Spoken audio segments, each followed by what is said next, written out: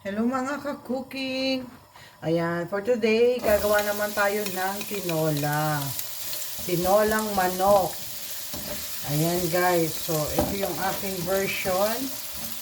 No?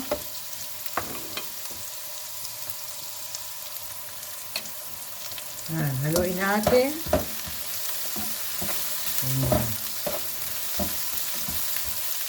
Ayan, isusunod naman natin yung bawang, no? Para at least mag-blend yung lasa nila.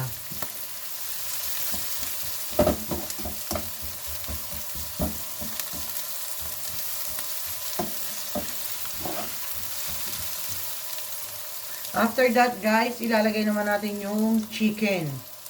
Ayan. 1 kilo at kalahati siya. Pero tinagtad ko na siya ng maliit. Kasi malalaki yung manok dito guys. So, yan. Ginanyan ko na siya. 1 kilo at kalahati. Pero kung titignan mo, parang hindi siya 1 kilo at kalahati, no?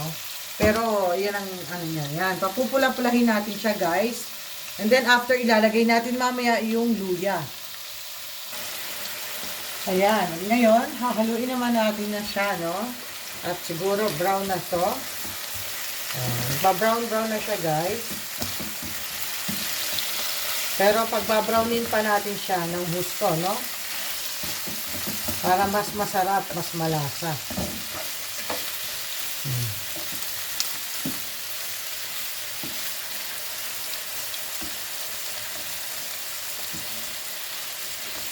Yung bali yung aking ano guys is chicken thigh.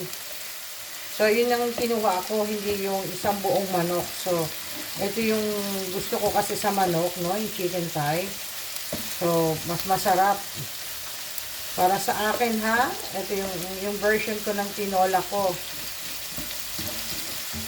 Dahil sobrang lamig dito ngayon, guys. Kaya, magkasabaw. Ayan. Dahil medyo brown na yung ating ano, ilalagay na natin yung ating sandamakmak na luya, no? Ayan. Marami ako maglagay ng luya, guys. So, ito yung aking luya. Nakita nyo naman. So, sandamakmak na luya yan, guys.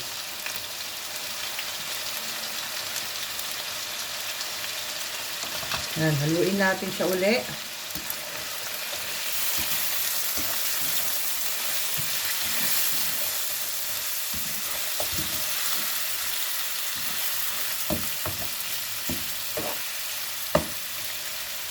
Ang daming luya niya guys, oh.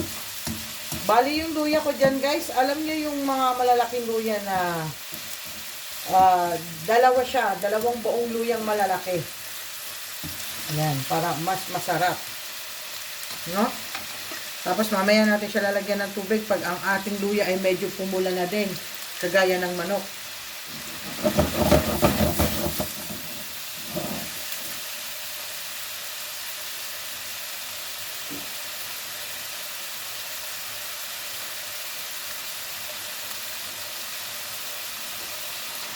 Yan, ngayon, dahil sa medyo brown na siya, guys, haluin muna natin. Oh, ha? Nagba-brown na din siya. Saka tayo maglalagay ng pampalasa, guys.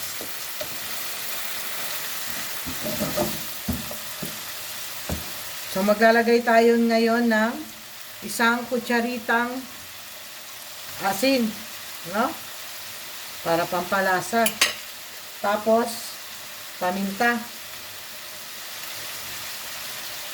Ayan.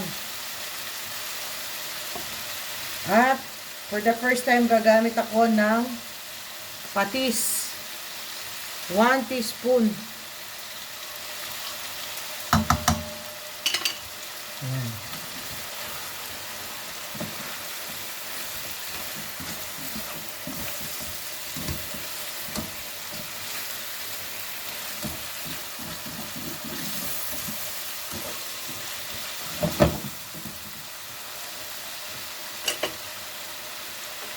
At maglalagay na tayo ng tubig. Hayaan natin siya nga kumulo hanggang sa kumapit ang ating niluluto. Hanggang sa kumapit lahat yung lasa, no? Yan. Antayin natin kumulo siya. Pagkakulong-kulo, tsaka natin ilalagay yung gulay. So, magantay tayo, guys. 20 minutes. Ayan, guys. After 20 minutes, wow! Yung ating, ilalagay na natin ngayon yung ating zucchini. Dahil wala akong carrots, no?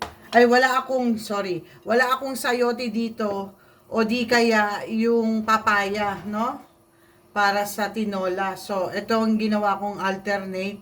At, itong gulay na to, bok choy.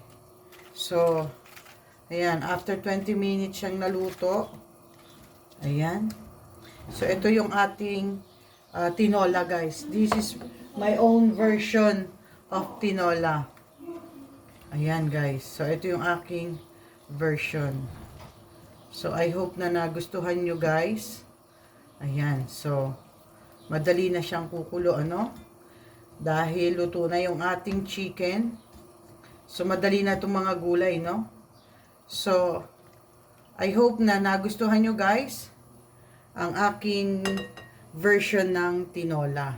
Ayan. So, I hope na